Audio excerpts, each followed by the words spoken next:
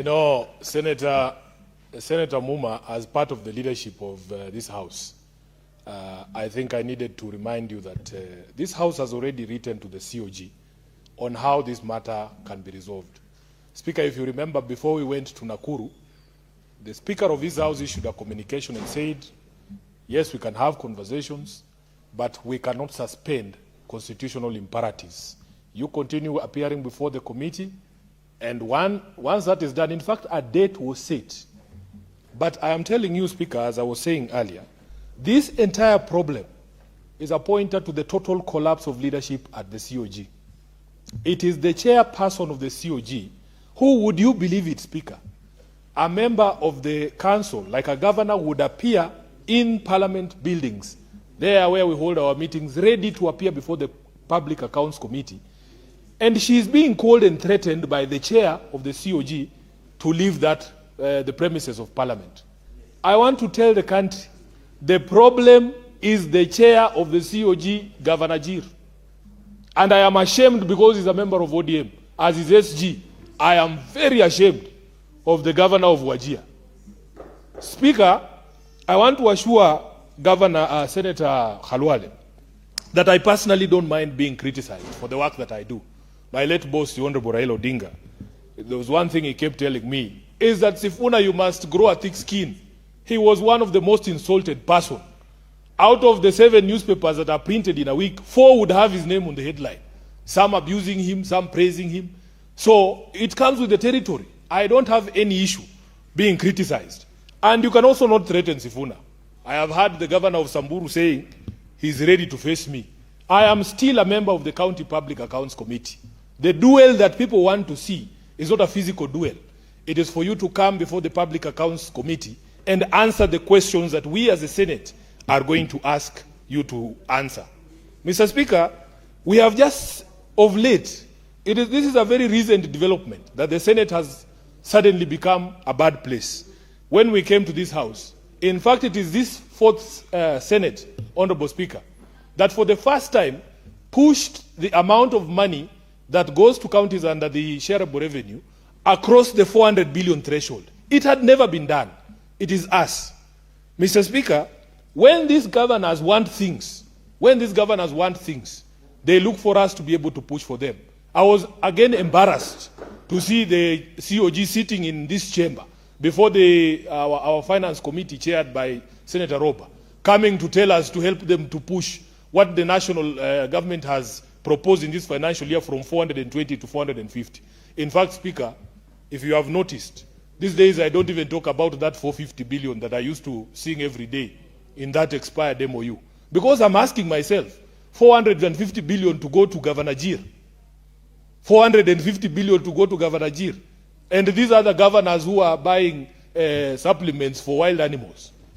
I am conflicted because I swore an oath to defend counties and their governments, but not these ones. Not these ones, Honorable Speaker. When they had a problem with RMLF and the National Assembly was refusing to release money for roads, they came to Sifuna.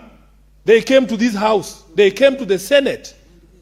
We were fighting for them. In fact, it is them who ran away. In fact, these governors, I am telling you, Speaker, there is a total collapse of leadership of the COG. They will come here when they have problems. We agree that because we are the devolution family, we will fight this fight together. When they are called somewhere behind the tent there, you hear, oh, they have reached an agreement with the National Assembly or with the state. They abandon the fight, Mr. Speaker. And then they leave the senators hanging there. Speaker, it is this House, it is the committee of the Public Accounts Committee that wrote off 16 billion Kenya shillings in pending bills from Nairobi County books. We sat down with the then Minister for Treasury at the onset of this House and the Comptroller of State House, and we told them in no uncertain terms that the bills that were incurred by NMS were not going to be paid by the county government of Nairobi. That was the Senate. That was Sifuna. That was the County Public Accounts Committee, Honorable Speaker.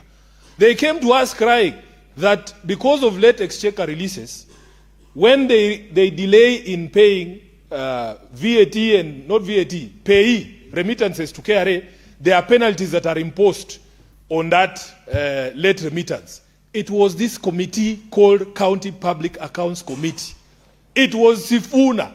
It was this Senate that sat down with the Ministry of Finance or the Treasury, and we agreed that because the problem is not originating from the county side, that because late exchequer releases are a reality, you cannot delay giving us money, then when I delay remitting payee for my employees, you add a penalty on top. It was this house that they are now demonizing. Honorable Speaker, it is this house that they are demonizing that ensured that we passed a law here for financial autonomy for the assemblies, because the governors were running circles around the assemblies with the famous Form C, Honorable Speaker. So we have done a lot of things. Speaker,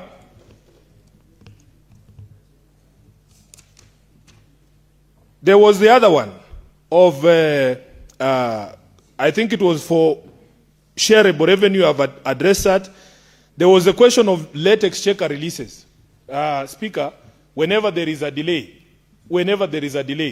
you will hear the national government saying, we are up to date. And yet the governors come to our committee and tell us, no, we are behind 3 months. This is the question. How is it possible that they only come to us when they want things? That we are only good people when we are pursuing what they consider their interests. But now, because we want to ask for accountability for the same amount that we fight for, they are demonizing us. Speaker, we were convinced this last financial year by the so-called small counties. I remember the small counties like Lamu and the others, and Viga, and they came together and told us that we need to introduce in the new formula an affirmative action amount. The only governor from those 13 counties who has appeared before us and actually has said thank you for the fight for devolution is the governor for Nyandarua. He is the only one. He is the only one. These other ones continue to insult us. Even up to today, they are still calling us names, Honorable Speaker. So we have told them that because we are also politicians, we can throw down. You know, these suits, Honorable Speaker, they are just clothes. We can remove them and just wear magwanda rasmi ya vita. Nobody should think that because Sifuna wears a suit every day, that in certain circumstances, if need be, I cannot throw around. I mean, they should not threaten us. So, what we were objecting to yesterday, and I want the country to understand this, you have a governor who you have given resources. The Constitution requires him to come and account for those resources. You have invited him once. You have invited him twice. You have invited him 3 times. You have issued summons to him. You have actually sent the police to look for him. He has refused to appear before the County Public Accounts Committee and before the Senate. Then he comes to the Senate to create content for his TikTok out here. And yet there is a live court, a live matter before the committee and a live arrest warrant. As a lawyer, I am telling you, as a lawyer, Mr. Speaker, I know you are my classmate. You know that it is the responsibility of everyone. If you know there is a thief who the chief is looking for, even in the village there, chief has put a notice saying, if you see this gentleman, you tell him we are looking for him. And then he comes and prances around here with a battery of journalists at making content for his Facebook page. I mean, you expect us to sit here and just also, I'ma send him some likes. It is not possible. It is not possible. So Governor Lelit, you know where to find me. I am a member still of the Public Accounts Committee. And the questions that I have for you, you must answer. You must answer. You can't threaten me with anything. Yeah?